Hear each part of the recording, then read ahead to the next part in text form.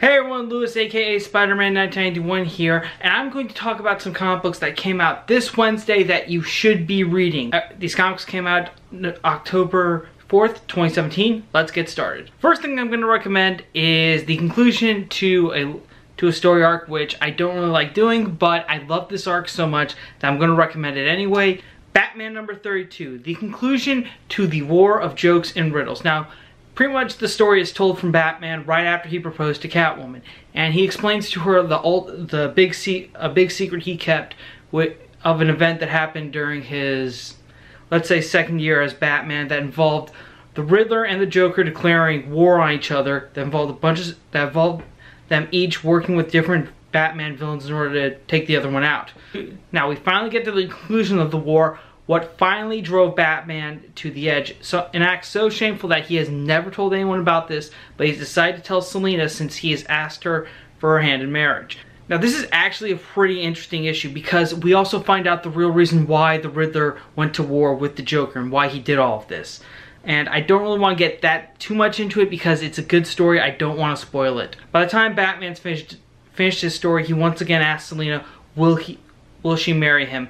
To which Selina responds, I'm not going to be like all the other news.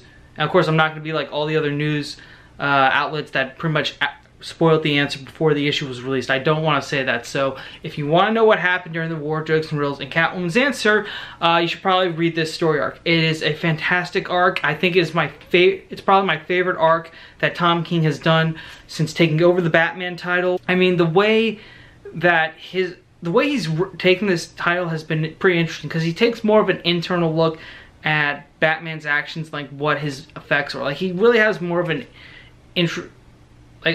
a perspective on Batman's psyche in this, especially when you see like what Batman did at the end of the jokes at the end of the war. And again, like I said, it's concluded now, but the trade paperback is coming out soon, so you should probably pre-order that. Or if you're too impatient, just download all the issues on your iPad or tablet and read the entire arc because, trust me, it is phenomenal. The next book I'm going to recommend is actually a mini-series, Batman White Knight #1. Imagine a world where the Joker was cured. What would he do? Well, the first thing he'd do with his newfound sanity is deal with Gotham City's biggest threat, the Batman. Written and drawn by Sean Murphy, this is an interesting story that sees the roles of Batman and Joker reversed, where Joker is now sane and he's seen as the protagonist of the story and Batman's the antagonist. And Murphy does a good job like setting up how much of a different story this is by making Batman appear more violent and the GCPD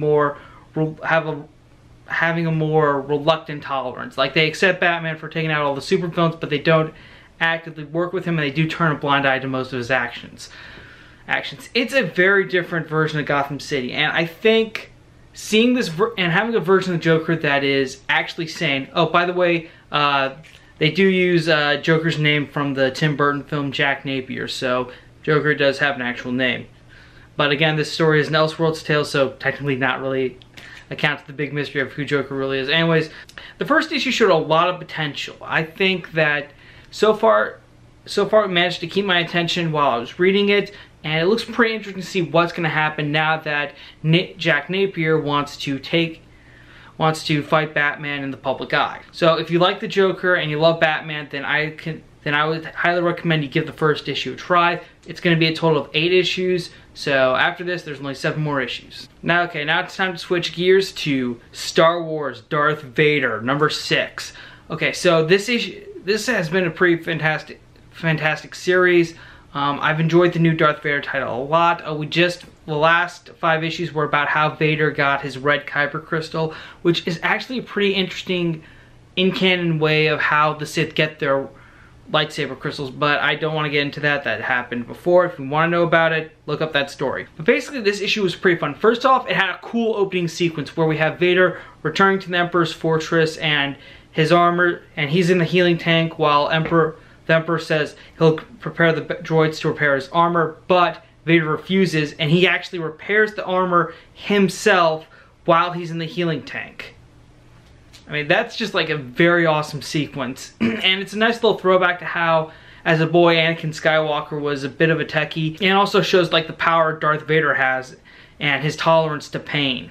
The main plot of the issue is that the Emperor introduces Vader to the Grand Inquisitor and all the other Inquisitors that he's acquired and has started training.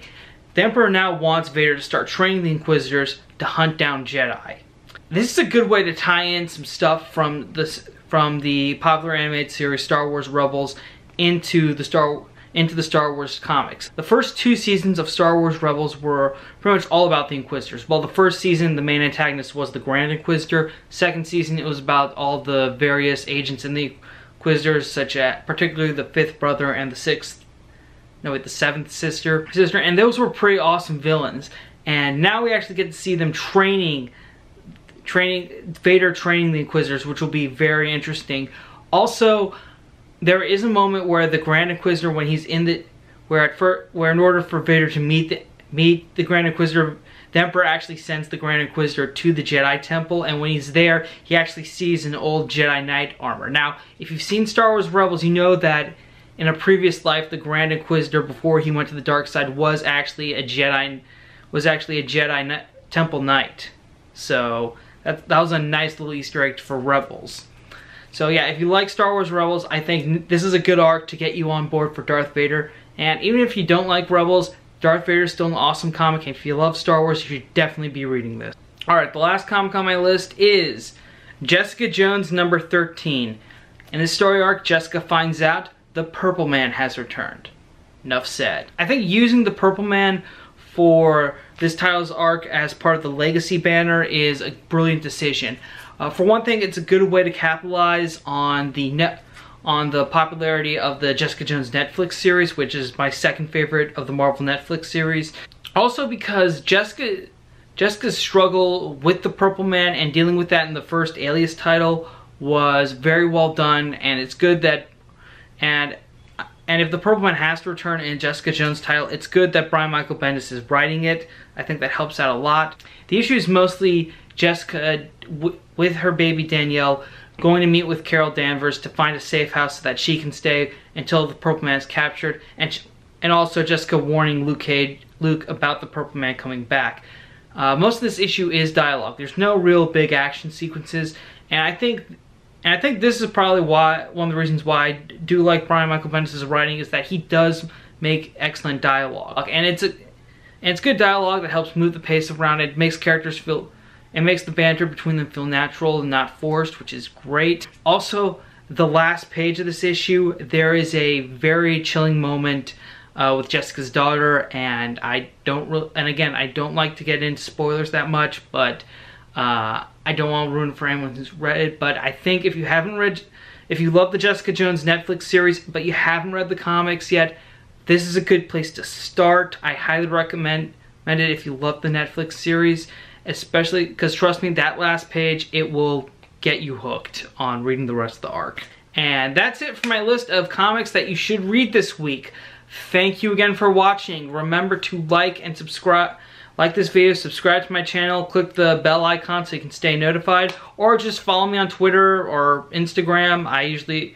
Twitter automatically posts when I upload my videos, so if you want, just follow my Twitter. Link is in the description below. It's also Spider-Man, my handle is also Spider-Man1991, same as my YouTube channel. So, thank you again. So, give it a follow. Thank you again for watching. I'm Spider-Man1991 saying, see you later.